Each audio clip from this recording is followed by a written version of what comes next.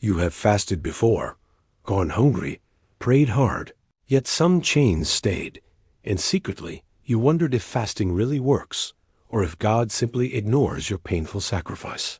You see others share testimonies of 3-day fasts and instant breakthrough, while your story feels opposite: long hunger, little change, and disappointment sitting quietly in your heart these days.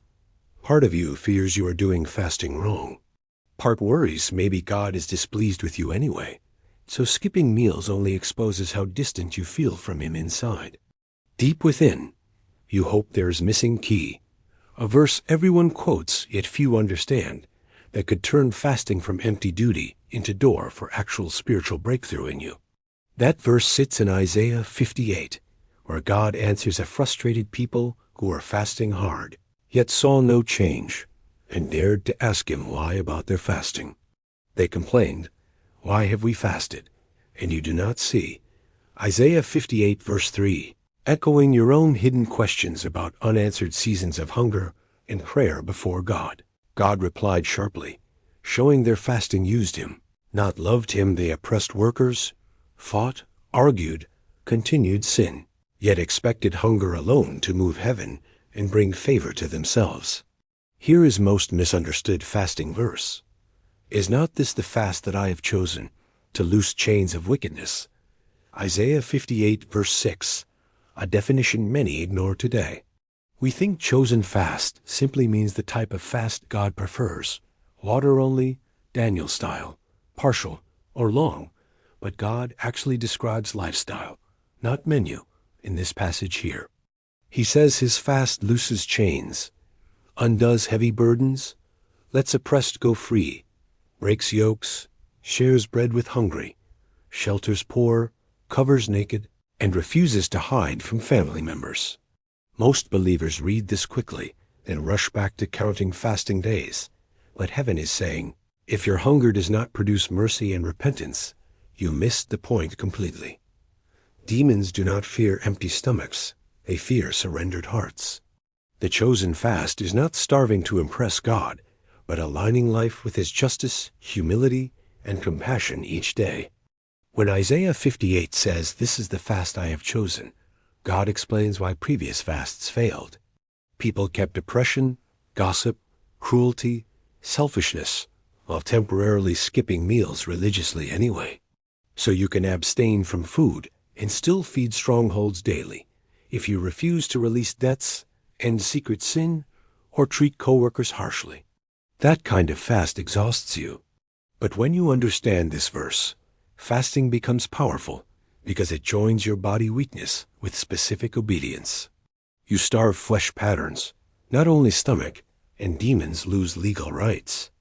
Look at promise attached to this fast. Then shall your light break forth like morning, your healing spring forth speedily, your righteousness go before you. Isaiah 58:8 declares, this is breakthrough language. Light breaking forth means clarity where confusion ruled. Healing breaking forth means long sicknesses finally shift. Righteousness going before you means favor and protection surrounding steps. Notice God links breakthroughs not only to prayer, but to lifestyle shaped during fast. He says, then you shall call, and I will answer. Isaiah 58:9 for you. So the most misunderstood verse on fasting is not about method, but about motive and outcome.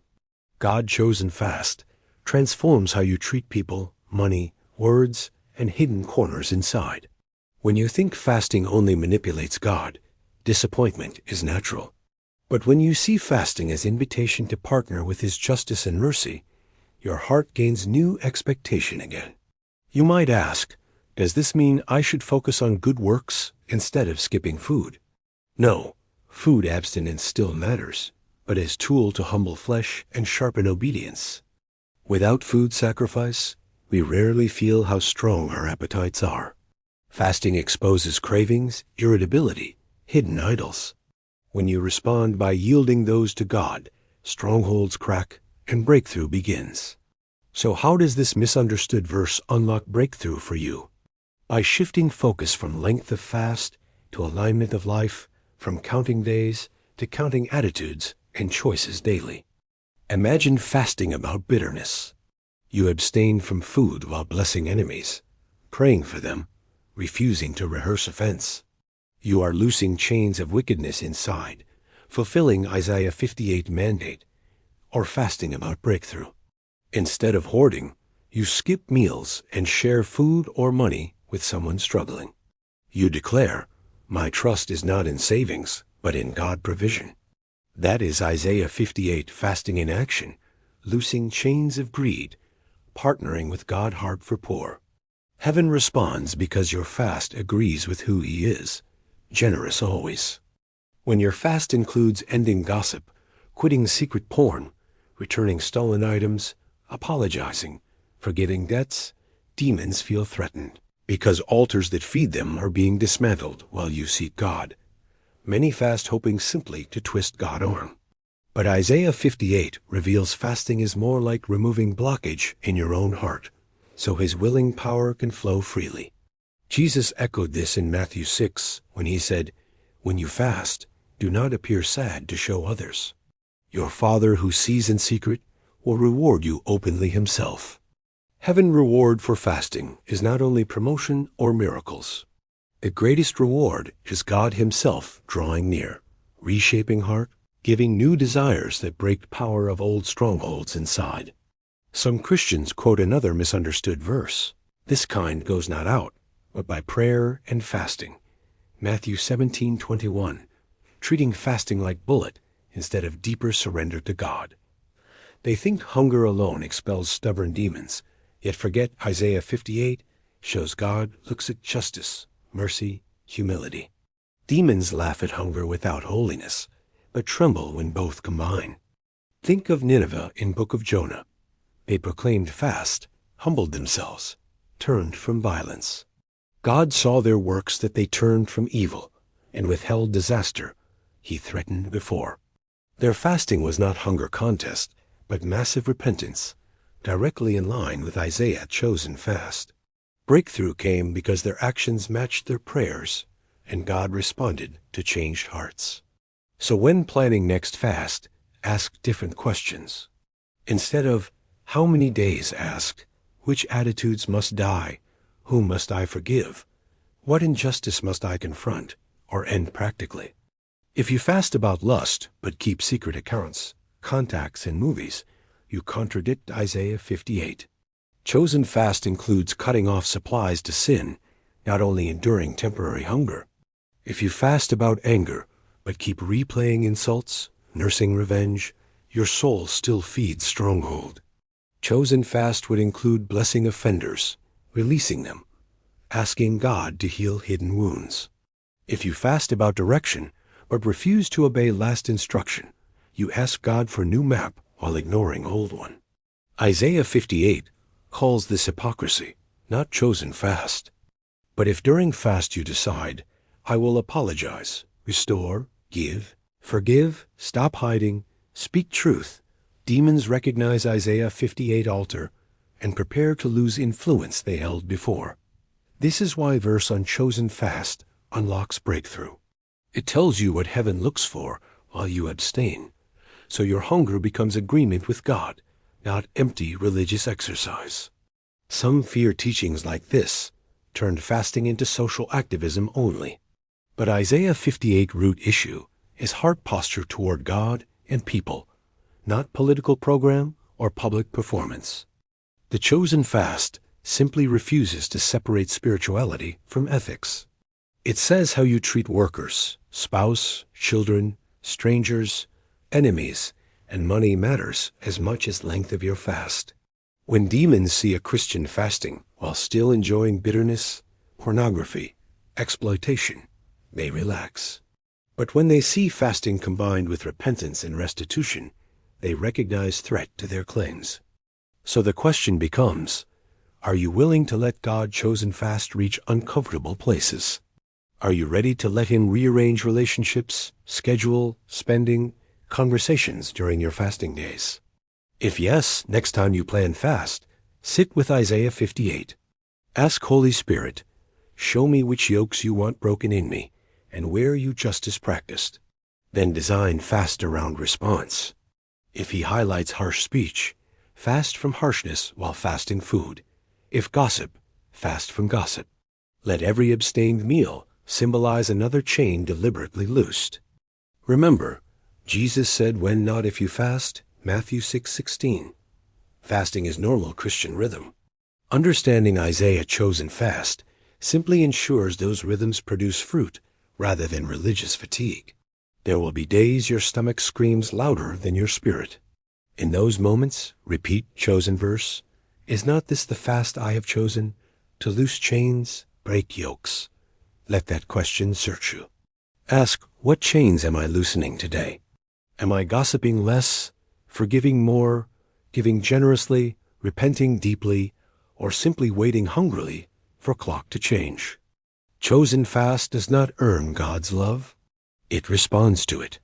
Because he already freed you through cross, you now cooperate by breaking agreements with darkness in daily decisions personally.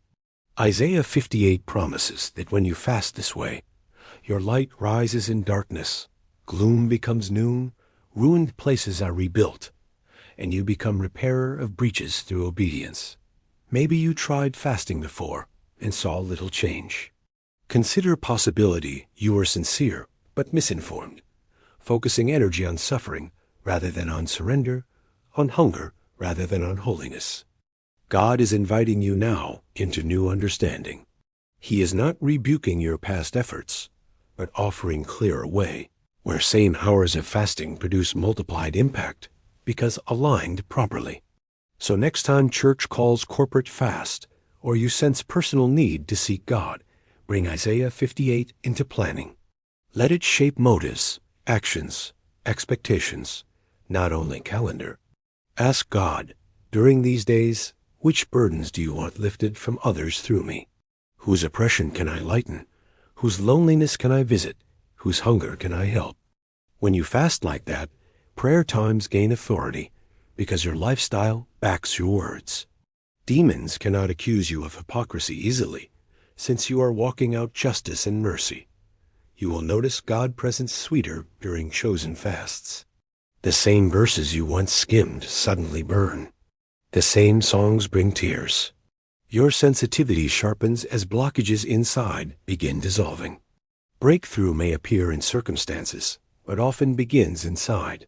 Fear loosens, hope rises, old temptations lose charm. You realize greatest miracle is not changed situation, but changed you before God. From this place, you can then stand in gap for others, using fasting not as personal vending machine, but as priestly service, lifting cities, families, and nations before God's throne. The misunderstood verse on fasting becomes compass. Isaiah 58 guides you from centered hunger into God-centered surrender, where every missed meal points toward mercy, justice, and deeper obedience.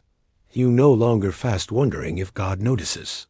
You know he saw, but now your fasting speaks his language, caring for what he cares for, aligning with his chosen priorities. And because he never fails to reward what looks like him, you can trust breakthrough will follow in right form and timing, even if different from what you first imagined. So today, let Isaiah 58:6 move from favorite slogan into personal mirror. Ask, "Is this the fast you have chosen for me, Lord?" And listen for his answer. Do not wait for perfect season. Start small, maybe one day, one meal, but start intentionally. Combine physical hunger with specific obedience, and watch how atmosphere around heart begins shifting. Invite Holy Spirit to walk with you through each hour. When irritation rises, surrender it. When temptation comes, bring it into light. Let every weakness become place his strength appears. As you grow in this, fasting will stop feeling like spiritual punishment and start feeling like focused friendship, where you and Jesus partner to overthrow lies, chains, and injustices together. Demons dread such fasting because it touches their systems, not only your stomach. It confronts pride, greed, lust, fear, and oppression, threatening structures they built over years around families everywhere. Heaven delights in such fasting because it reflects Jesus, who fasted 40 days, yet lived whole life loosing chains. healing sick, forgiving sinners, overturning injustice, and obeying Father every moment. So the next time you hear or read Isaiah 58:6, remember, this is not heavy burden, but gracious invitation into lifestyle that unlocks breakthrough and brings God pleasure. Say yes to that invitation, and let your future fasts be different. Not longer for appearance, but deeper in surrender, patterned after his chosen fast, where chains truly break openly.